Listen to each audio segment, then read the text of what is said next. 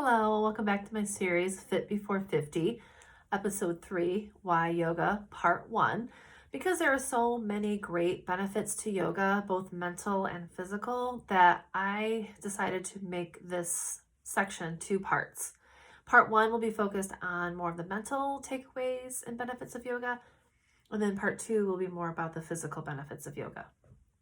So the purpose of yoga is to create harmony in our minds, in our body, and the environment.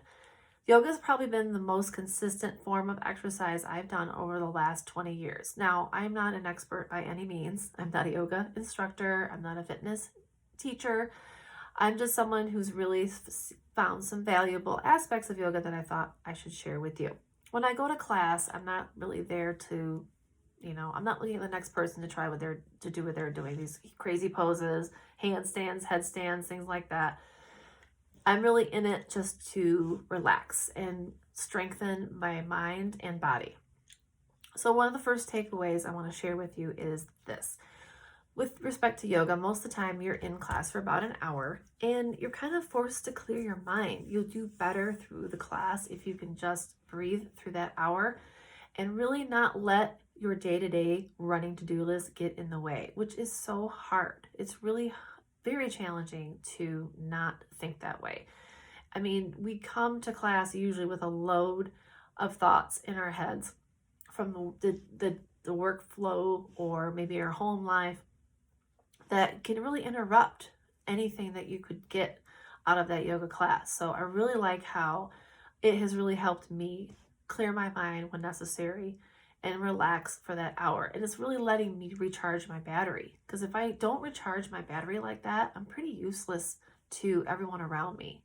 And that's not good. So recharging the battery for that hour, clear your mind, huge. Those are some great takeaways. Another takeaway that I have found very useful is really all we really need to do every day is just breathe. So if we want to live, we just breathe. Everything else after that is a choice or decision that we make. And when you have that mindset, it really makes you evaluate what you do on a day-to-day basis. And it also really makes you evaluate who you spend your time and your energy with. You want to make sure that you're putting out there positive vibes and you're getting that back, that you're able to surround yourself with people that are going to support you and lift you up. You don't want to be surrounded with people that are going to drain your energy. If all I have to do every day is just breathe, every decision I make after that needs to be somewhat beneficial to the best of my ability. That was a big takeaway for me. Another takeaway is obviously you're doing poses in yoga. And sometimes the poses are long, they're challenging. I mean, sometimes you feel like you're in this pose for like an eternity. Like, when is this teacher going to say, stop? When can we get out of this pose? But that's the point, that you know you're doing well if you are able to work through that pose and not get out of it, because that's where it's challenging. You got to work through that. You got to feel comfortable in uncomfortable situations. And that's a huge takeaway that you can apply to your everyday life, because I don't know about you, but I get thrown into a lot of uncomfortable situations, and I have throughout my entire life. But the way I react to them now is so different. I am a lot more calm, a lot more methodical in how I react to things. Because if I'm flying off the handle, I'm getting angry and putting negative energy out there, making a negative situation worse, then that is the wrong direction. That is not the way we want to go. Yoga is meant to create harmony in our minds, in our body, and our environment. So I want my environment to be calm as well. And being less reactive and being able to be comfortable in an uncomfortable situation, I feel, is a way better way to live our lives. We can't be constantly in this fight or flight mode all the time. Stress ages you. You are killing cells in your body with stress. I don't think we realize how damaging stress is, but it is very, very damaging.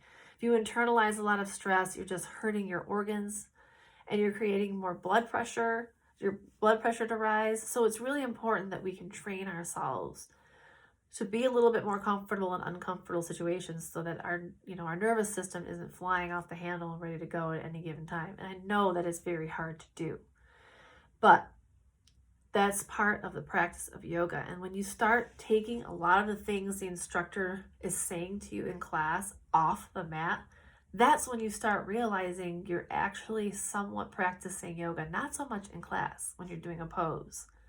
That's the odd thing of yoga, the odd thing about the whole program. It's not always just about being in there in that hour. It's about taking what you learned and applying it to your everyday life. And that is hard to do. So those are the mental aspects I wanted to share with you. I hope you found that useful, and stay tuned for part 2, and I'll see you in a little bit. Bye.